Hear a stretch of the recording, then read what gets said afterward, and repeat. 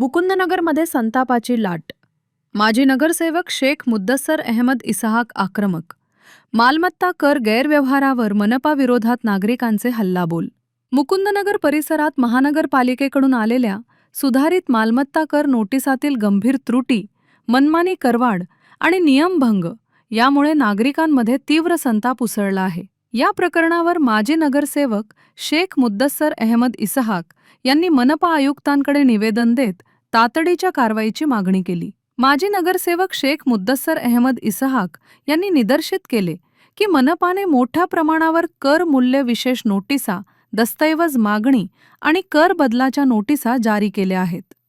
मात्र या नोटिसा कोणतेही प्रत्यक्ष सर्वेक्षण, तांत्रिक तपासणी किंवा जागेची पाहणी न करता थेट वाढीव कर लावण्यात आल्या.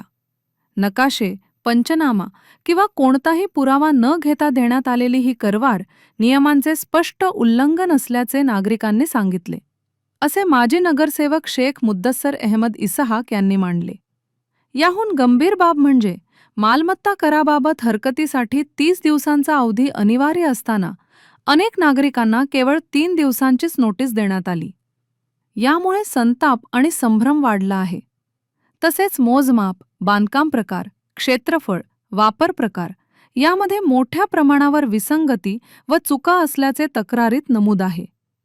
दुकानांना राहती घरे दाखवणे, खोल्यांचे मोजमाप चुकीचे नोंदवणे, मजल्यांचा वापर प्रकार वेगळ्या कॉलममध्ये टाकणे या त्रुटींमुळे करात अनावश्यक वाढ झाल्याचा आरोप आहे. आणि हा मुद्दा देखील माजी नगरसेवक शेख मुद्दस्सर अहमद इसहाक यांनी ठळकपणे समोर आणला. अहिल्यानगर ही ड वर्गातील महापालिका असतानाही करवाढ मात्र अ वर्गाच्या दराने करणे हा नागरिकांवरील उघड अन्याय असल्याची माजी नगरसेवक शेख मुद्दस्सर अहमद इसहाक यांनी तीव्र टीका केली.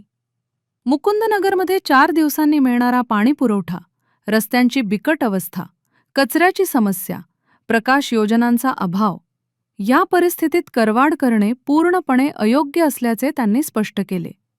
निवेदनात चुकीच्या नोटिसा तातडीने मागे घेणे, नव्याने प्रत्यक्ष सर्वेक्षण करून पारदर्शक पुनर्मूल्यांकन, कर संचिकेतील तांत्रिक त्रुटी दुरुस्त करणे तसेच संबंधित अधिकाऱ्यांवर कारवाई करणे यांची मागणी करण्यात आली आहे.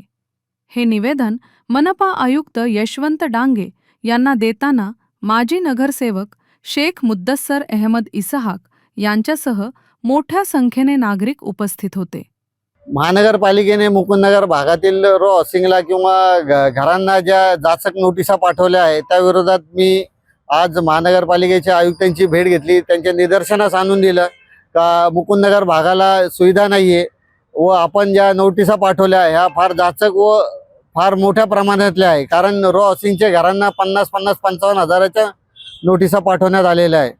तसेच या नोटिसा रद्द करून पुन्हा फेर संरक्षण करण्यात यावे व रीतसर ज्या लीगल असेल त्याप्रमाणे कर आकारणी केली पाहिजे अशी माझी मागणी आहे. त्या अनुषंगाने आयुक्त साहेबांनी आम्हाला आश्वासन दिले की या भागामध्ये ज्या नोटिसा पाठवण्यात आहेत त्या रद्द करून ज्या घरांना जास्तीच्या नोटिसा गेल्या आहेत त्या पूर्णतः रद्द करून त्यांना कमी टॅक्स किंवा जे योग्य असेल त्याप्रमाणे त्यांचा टॅक्स आकारला जाईल.